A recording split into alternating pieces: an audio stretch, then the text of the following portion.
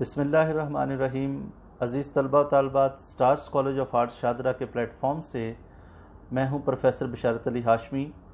آج ہم آپ کے لیے لے کر آئے ہیں B A fourth year English کی جو ٹیکسٹ بک ہے ماڈرن ایسیز کی، اس کا chapter number 3 whistling of birds that has been written by D H Lawrence.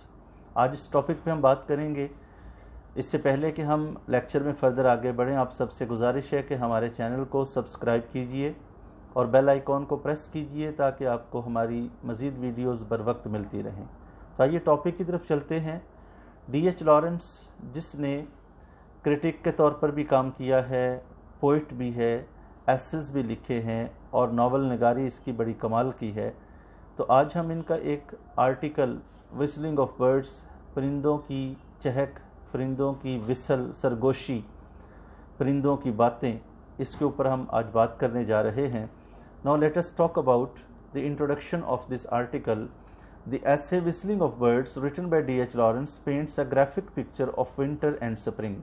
Us article کے اندر موسم سرما اور موسم گرما، موسم بہار، یعنی سرد موسم اور گرم موسم کی گرافک پکچر، ایک تصویر ہمارے سامنے پیش کی گئی ہے۔ In this essay the writer expresses not only his natural feeling but also fascination for nature.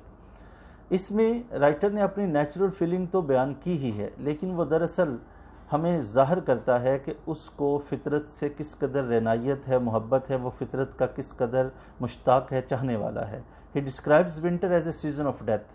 وہ کہتا ہے کہ ونٹر جو ہے وہ سیزن آف ڈیتھ ہے، کیونکہ اس میں ہر چیز ہینگ ہو جاتی ہے، برف ہر طرف جم جاتی ہے اور ہر چیز کی نشو و نما آلموسٹ رک جاتی ہے۔ اینڈ ڈسٹرکشن، تو اسی طرح جو ونٹر ہے وہ ڈسٹرکشن کا بھی سیزن ہے کیونکہ تباہی ہوتی ہے اس سے بہت زیادہ۔ While spring as a season of life and happiness, جبکہ وہ کہتا ہے کہ سپرنگ جو ہے وہ زندگی اور خوشیوں کی علامت بن کر آتا ہے، موسم بہار جس میں پتے کھلتے ہیں، پھول جو ہے وہ نئے آتے ہیں، اور پھر اسی طرح سے موسم بہار کے سما میں ہر طرف رنگ اور خوشیاں جو ہے بکھر جاتی ہیں۔ Writer cruel image of winter پیش کرتے ہوئے ہمیں بتاتا ہے، he gives us the cruel picture of the destructions made by winter when he says, کیسے وہ بیان کرتا ہے، وہ لکھتا ہے the frost held for many weeks, کہ کئی ہفتوں تک برف باری ہوتی رہی، until the birds were dying rapidly, اور پرندے بڑی تیزی کے ساتھ موت کا لقمہ بننے لگے۔ یہ بالکل اوپننگ لائنز ہیں اس آرٹیکل کی۔ Everywhere in the fields and under the hedges lay the ragged remains of lapwings, starlings, thrushes, redwings, innumerable bloody cloaks of birds. تو یہ جو لیپونگ، اسٹارلنگ، تھرشز، ریڈ ونگز ہیں، یہ پرندوں کے نام ہیں، اور ریگڈ ریمینز کا مطلب ہوتا ہے کٹے پھٹے باقی جسم، جیسے ایک پرندہ مر گیا، اس کا جسم بدحالی کے عمل سے گزر رہا ہے، ایک چینج کے پروسیس سے گزر رہا ہے، تو اس کا جو کٹا پھٹا جسم، اس کو ہم ریگڈ ریمینز کہہ سکتے ہیں۔ تو ان پرندوں کے، جن کا 4 پرندوں کا ذکر کیا گیا، ان کی لاشیں پڑی ہیں، انمریبل، لا تعداد، بے شمار، کوئی گنتی نہیں ہے ان کی، بلڈی کلاکس آف برڈس، اور پرندوں کی خون آلود لاشیں۔ کلاکس کا مطلب یہاں پر لاش لیا گیا ہے، جسم لیا گیا ہے، تو پرندوں کی خون آلود لاشیں جو ہیں وہ پڑی ہوئی ہیں، بکھری پڑی ہیں، موسم سرما کی تباہ کاری کا اظہار کر رہی ہیں۔ اس کے بعد ارائیول آف سپرنگ ہوتی ہے۔ At last the spring season with its brightness emerges, اپنی خوبصورتی کے ساتھ، اپنی چمک دمک کے ساتھ موسم سرما ختم ہونے کے بعد موسم بہار جو ہے وہ اس کا آغاز ہوتا ہے۔ The birds welcome the arrival of spring season in a state of fear and uncertainty, پرندے موسم بہار کو خوش آمدید تو کہتے ہیں، لیکن وہ ایک غیر یقینی کیفیت اور خوف کی حالت میں مبتلا ہیں، لیکن وہ پھر بھی موسم بہار کو ویلکم کرتے ہیں۔ They sing the song of life in a dun and broken voice, وہ ایک ڈم، مدھم سی اور ٹوٹی ہوئی آواز میں، جیسے ایک غم آلود آواز ہوتی ہے، شکستہ آواز ہوتی ہے، ٹوٹی ہوئی آواز ہوتی ہے، جیسے ہمارے اوپر کوئی بوجھ ہو، بہت بڑا دکھ ہو اور ہماری آواز لرزتی ہے، ایسے یہ پرندے گا تو رہے ہیں لیکن ان کی آواز ابھی ردھم میں نہیں ہے۔ It was very painful for them, یہ ان کے لیے بہت ہی تکلیف دہ موسم تھا، because the ground was thickly covered with the torn carcasses of birds, کیونکہ زمین پر موٹی تہ لگ چکی تھی پرندوں کی لاشوں کی، اتنے پرندے مرے کہ ایک تہ جم گئی ہے پرندوں کی لاشوں کی۔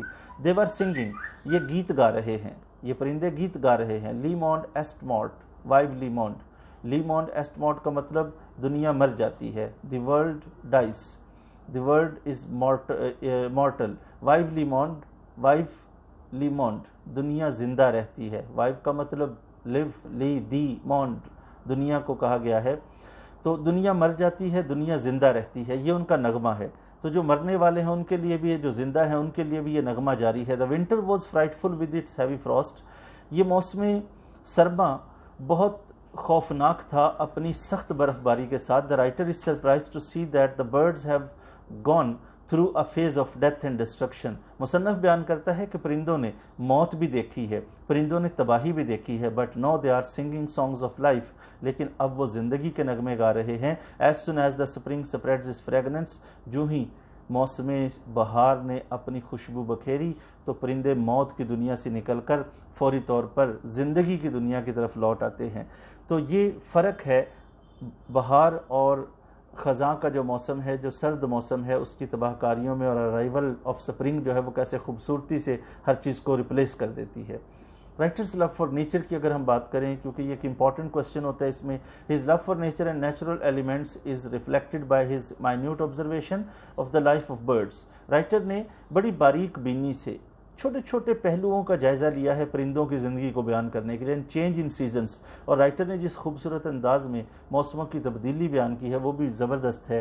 دی images and symbols employed by him to describe the difference between the effects of winter and spring on the life of birds. اور اسی طرح سے رائٹر نے جو امیجز اور سمبلز، جو تشبیہات اور جو علامتیں استعمال کی ہیں موسم سرما اور موسم گرما کے درمیان فرق کو بیان کرنے کے لیے پرندوں کی زندگیوں کے حوالے سے، وہ بھی بڑی زبردست ہیں. ٹو ہم نیچر از ویری بیوٹیفل. مصنف کہتا ہے کہ فطرت خوبصورت چیز ہے، but at the same time it is very cruel too. لیکن اس کے ساتھ ساتھ جو موسم سرما ہے وہ اس کی ایک ظالمانہ پہچان ہے. Spring is the beauty of nature. موسم بہار فطرت کی خوبصورتی ہے، while winter is its ugly form. جبکہ موسم سرما جو ہے وہ اس کی ایک بدنما شکل ہے فطرت کی.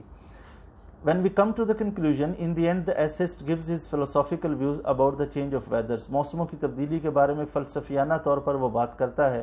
He holds this stance، اور وہ اس موقف پر قائم ہے. وہ بیان کرتا ہے it is strange، کہتا ہے یہ بڑی عجیب بات ہے، the utter incompatibility of death with life، کہ موت اور زندگی میں کتنا بڑا تضاد ہے. انکمپیٹیبلٹی یعنی کوئی میچ نہیں ہے، کوئی کمپیٹیبلٹی نہیں ہے. whilst there is death، جب موت کا راج ہوتا ہے life is not to be found، تو اس وقت زندگی موجود نہیں رہتی. تو اس کا مطلب یہ ہوا کہ موت اور زندگی دو الگ چیزیں ہیں، ان دونوں کو اکٹھا نہیں کیا جا سکتا. جب ڈیتھ آ جاتی ہے تو موت کا، زندگی کا خاتمہ ہو جاتا ہے، اور جب تک زندگی موجود ہے موت اس کا کچھ نہیں بگاڑ سکتی. تو اس لیے رائٹر کہتے ہیں whilst there is death life is not to be found. جب موت آ جائے گی تو پھر زندگی ختم ہو جائے گی، یعنی اس دنیا سے کوچ کر جاتے ہیں. یہی انسانوں کا تصور بھی ہے، یہی اس کا فلسفہ ہے وسلنگ آف برڈس کا، جو کہ پرندوں کی زندگی سے ٹاپک لے کر انسانوں کے لیے پیش کیا گیا ہے. ساتھ ساتھ آپ کا بہت شکریہ. چینل کو سبسکرائب کیجئے، بیل آئیکن کو پریس کیجئے. Thank you so much.